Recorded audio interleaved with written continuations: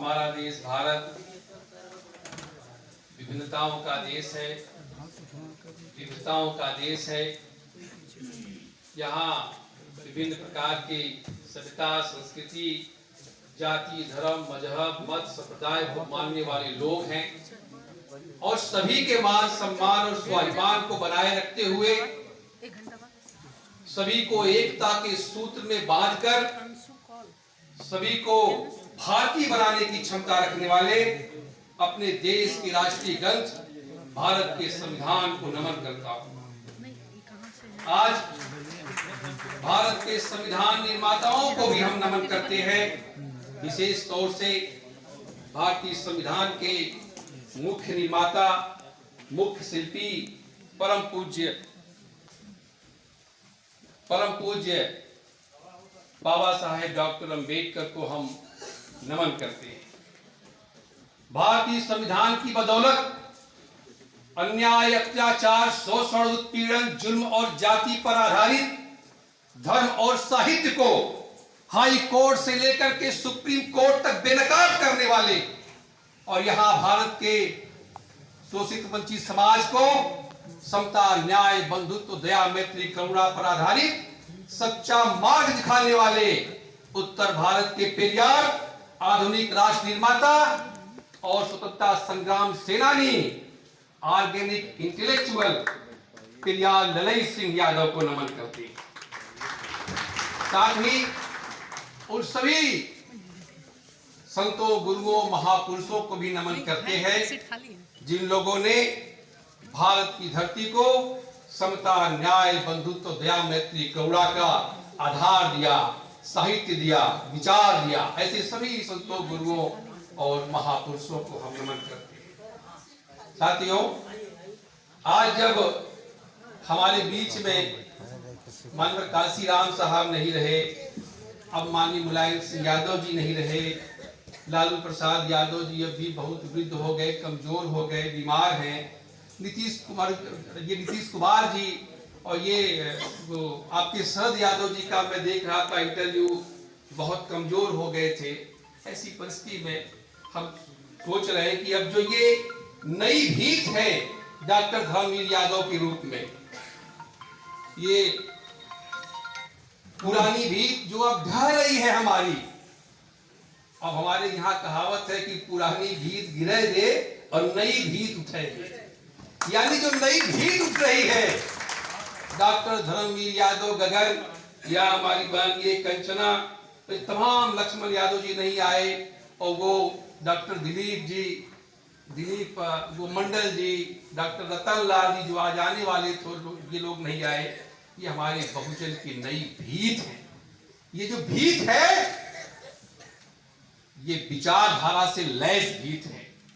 जैसे bullet proof jacket होता है तो उसको पहन लेने के बाद गोली का कोई असर नहीं होता, वैसे ये आज का जो नया भीत उठ रहा है ये बुद्ध, फुले, पेरियार, अंबेडकर, ललई यादव, जगदेव बाबू, रामस्वरूप वर्मा, माननीय काशीराम साहब की विचारधारा का लेयर लिया हुआ भीत। इस भीत पर किसी का असर नहीं होगा, दुश्मन का वार झेलने की क्षमता है इस भीत पर। और आज ये समय है कि इसी भीत की आड़ में हम सबको सुरक्षित रहना है।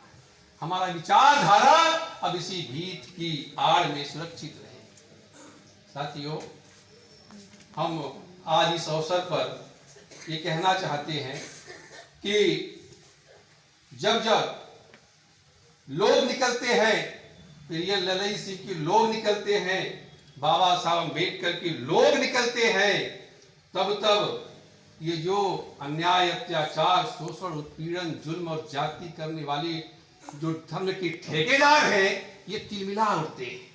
जहां कहीं बात होती है पेरियार ललई सिंह की, पेरियार रामास्वामी की, जहां कहीं बात होती है, ये बात करने वाले जो लोग हैं, जो नई भीत है, जब ये बात करती है तो ये जो लोग ठेकेदार हैं ये उनके घनघोर दुश्मन बन जाते हैं। इसलिए हमें अपने भीत को बचाना है, अपने भीत को मजबूत करना है, ये हमारा उत्तरदायित्व है। और इसके लिए हमें हमारा भारत का संविधान हमें हमें आधार देता, हमें बल देता है, हमें मजबूती देता है। साथियों, हमने आज से 20 साल पहले, आज से 20 वर्ष पहले हमने एक अम्बेडकर टुडे नाम की एक पत्रिका का संचालन शुरू किया था, और वो पत्रिका पूरे भारत में बहुत बड़े पैमाने पर बहुजन प्रिय पत्रिका बन चुकी थी। इस हाल में बैठे हुए लोग, सभी लोग तो नहीं, लेकिन मैं कुछ कह सकता हूं कि 1-2 लोग जरूर होंगे जो इस पत्रिका का नाम जानते होंगे। अम्बेडकर टुडे पत्रिका चला करती थी। साथियों, उसी पत्रिका में एक बार 2 बार ललई सिंह यादव के बारे में विशेष अंक प्रकाशित किया गया था।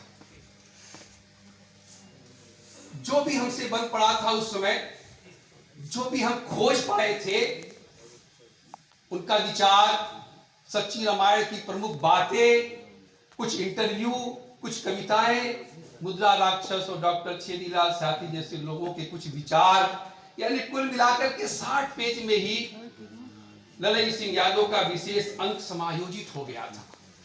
मात्र 60 पेज में ही। क्योंकि जो हम कुछ कर पाए थे आज से 15-16 साल पहले, तो उतने में वो 60 पेज में ही ललई सिंह यादव का पूरा विचार, जीवन संघर्ष हमने समाहित किया था। तो उतने मात्र से ही अन्याय, अत्याचार, शोषण, उत्पीड़न, जुल्म और जाति करने वाले जो साहित्य और धर्म के ठेकेदार हैं, ये तिलमिला गए थे। उसका परिणाम ये हुआ कि उस पत्रिका के अंक जगह जगह जलाए गए। जो पुराने लोग होंगे वो जानते होंगे, उस पत्रिका के अंक जगह जगह जलाए गए। मेरे खिलाफ दर्जनों मुकदमे दर्ज कर दिए गए, और ये जो ठेकेदारों के दबाव में आकर के उस समय की जो तत्कालीन सरकार थी, ये मनुवादियों के दबाव में आकर के उस पत्रिका पर पूर्णकालीन प्रतिबंध लगा दिया गया। और पूर्णकालीन प्रतिबंध लगाने के साथ ही साथ पत्रिका की सभी प्रतियों को जब्त करा दिया गया। लेकिन आज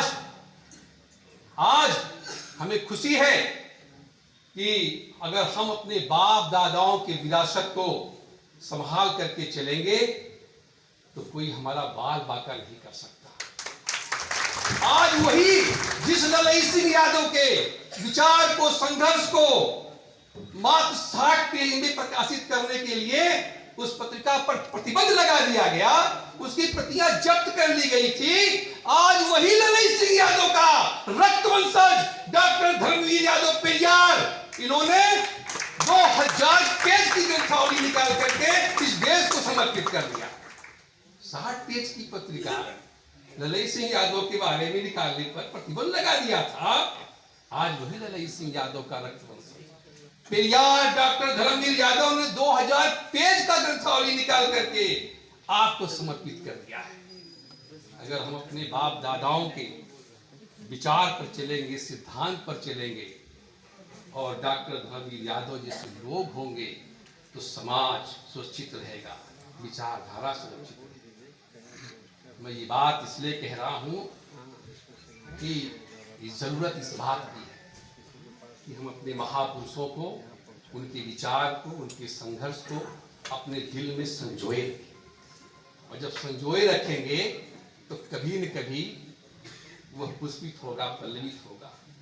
उस जमाने में जब पत्रिका पर प्रतिबंध लगा तो मैं तो बड़ा निराश हो गया था, और आज भी प्रतिबंध लगा हुआ है।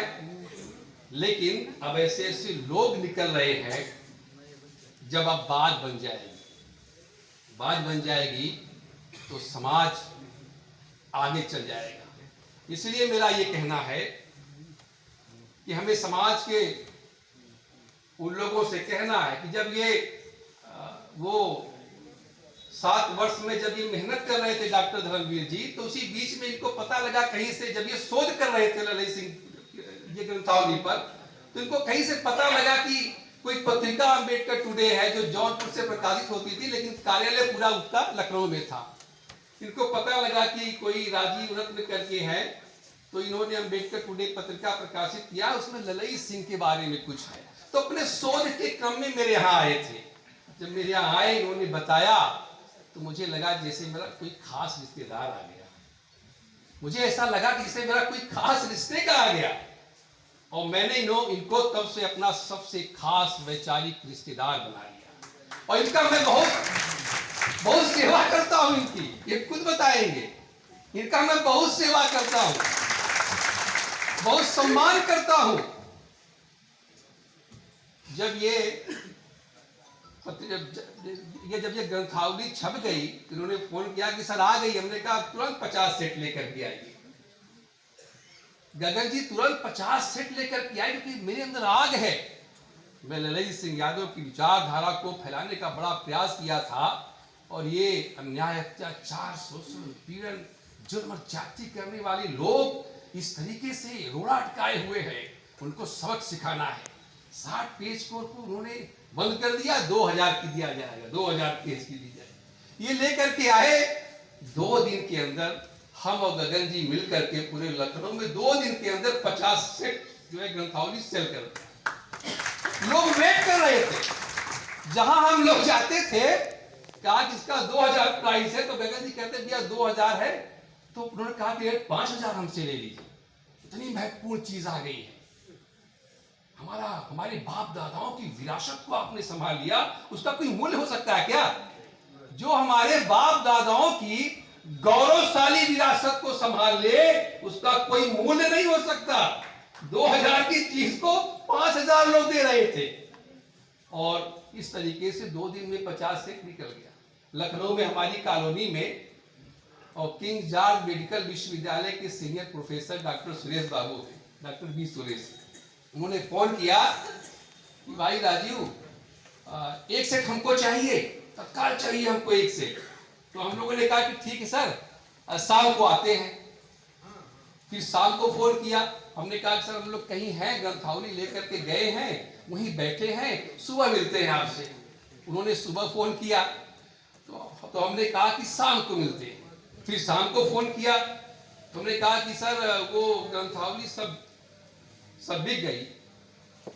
हमने कहा सर ग्रंथावली सब निकल गई, अब ग्रंथावली नहीं बची है, अब अगले स्तंभ में जब ग्रंथावली आएगी तो आपको दिया जाएगा। तो उन्होंने क्या कहा मालूम है? अरे यार कम से कम डॉक्टर गगन को मेरे पास लेके आओ, मैं उनको देख तो लूं। जिस डॉक्टर धर्मवीर ने हमारे बाप दादाओं के गौरवशाली इतिहास को सुरक्षित रखा है, सेट तो हम बाद में खरीद लेंगे, गगन को एक बार देख तो ले। ये होती है बाप दादाओं की विरासत को संभालना, उनके विचारधारा पर चलना, सम्मान ही सम्मान मिलता है। मैं डॉक्टर धर्मवीर जी से कहना चाहता हूं, इस भारत का शोषित वंचित समाज आपका सदैव ऋणी रहेगा। साथियों, मैं बात और कहना चाहता हूं कि उसी पत्रिका में, उसी अम्बेडकर टुडे पत्रिका में मैंने एक कविता लिखी थी छोटे छोटे बच्चों को। अम्बेडकर महासभा, उत्तर प्रदेश विधानसभा के सामने अम्बेडकर महासभा है, वहां यादव समाज के कुछ बच्चे थे। मैंने उनकी पूरी बात बताई, उन्हीं बच्चों का फोटो छाप करके वो कविता लिखा गया था कि हम भारत के नन्हे बच्चे, हम भारत के नन्हे बच्चे, यादव वंश के सच्चे बच्चे, मम्मी मेरी बुद्धू है, पापा मेरे उल्लू हैं, दादा की तो बात न पूछिए, तुलसीदास के चमचे हैं, मनुवादियों की चाल न समझे, उनकी गहरी जाल में उलझे, असली को नकली समझाए और नकली को असली। मम्मी पापा दादा दादी और हमारे नाना नानी, ये ललई सिंह का नाम न जाने यादव है या अज्ञानी। बच्चों ने कहा कविता में, पढ़ लिख जब अफसर बन जाएंगे, पढ़ लिख जब अफसर बन जाएंगे, सबके प्यारे बन जाएंगे, सबसे पहले अपने घर में ललई का फोटो लगवाएंगे, तब मेरा हुक्म चलेगा, खूब करेंगे मनमानी, ललई का मिशन बढ़ाने को तैयार अभी से होना है, यादव वंश के अच्छे बच्चों होशियार अभी से होना है। साथ ही आज के इस समय में मैं ये भी कहना चाहता हूं कि उसी पत्रिका में एक इलाहाबाद के मुन्नेलाल यादव थे, उनका मैंने इंटरव्यू किया था। मुन्नेलाल यादव बाबा साहब अम्बेडकर की विचारधारा से पहले प्रभावित थे। वो अम्बेडकर महासभा उत्तर प्रदेश विधानसभा के सामने, जिसके मेरे पिताजी के संरक्षक ये संचालक थे, तो उसी अंबेडकर महासभा में रह करके उन्होंने बाबा साहब अंबेडकर की विचारधारा को समझ लिया। और बाद में जब उनको ये पता चला कि कोई ललई सिंह है, कोई ललई सिंह यादव है, तो उनका सीना और चौड़ा हो गया कि अब हमको कौन रोकने वाला है। अब तो उस मिशन पे, उस विचारधारा पर जो बाबा साहब अंबेडकर की तरह महापुरुष है कोई, उनको एक संबल मिल गया, एक आधार मिल गया। उत्तर प्रदेश विधानसभा के सामने इलाहाबाद के मुन्ने लाल सिंह यादव 1993 में चीवर पहन लिए। चीवर पहन करके मुन्ने लाल सिंह यादव से भगते विश्व कीर्ति हो गए। ये ललई सिंह यादव का प्रभाव था। और वो साहित्य पढ़ना शुरू किए। जब वो पढ़ के समझदारी हो गई, खूब ठीक से मिशनरी बन गए, तो एक बार मुन्ने लाल यादव वो भगते विश्व कीर्ति अपने गांव गए। जब गांव में गए तो गांव वाले, गांव में घुसते लोगों ने कहा, मुन्ने लाल साधु हो गए, मुन्ने लाल साधु हो गए, मुन्ने लाल तो साधु हो गए। मुन्ने लाल सिंह यादव ने, भगते विश्व कीर्ति ने गांव के सभी लोगों को बुलाया और बैठाया और कहा कि मैं साधु नहीं हूं, मैं भिक्षु बन गया हूं। साधु और भिक्षु में अंतर होता है। साधु वो होता है जो हारी हुई साहित्य को पढ़ता है। जैसे हमारी बहन ने कहा कंचना ने, ये हारी हुई साहित्य।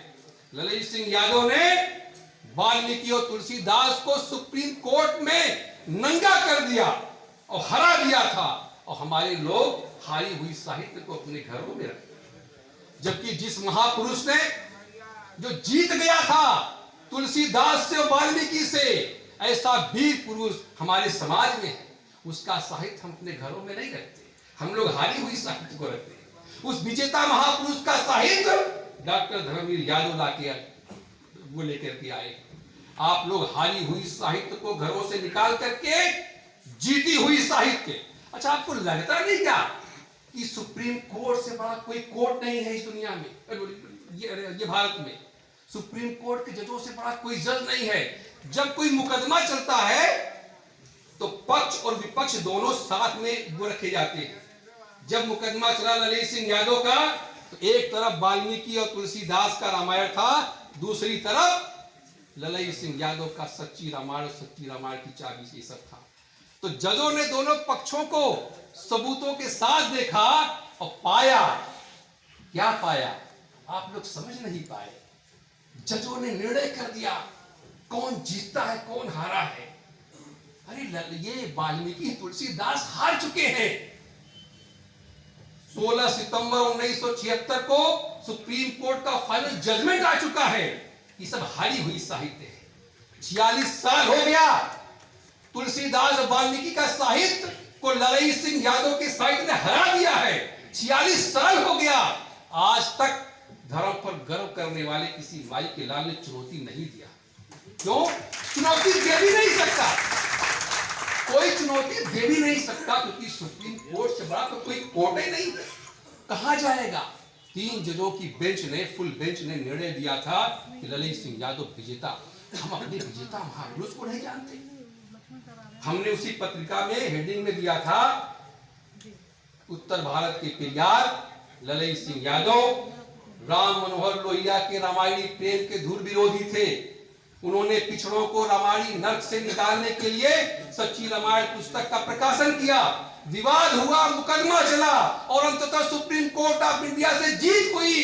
लेकिन अफसोस कि उनकी ही रक्त जाति अपने महान विजेता को पहचान न सकी।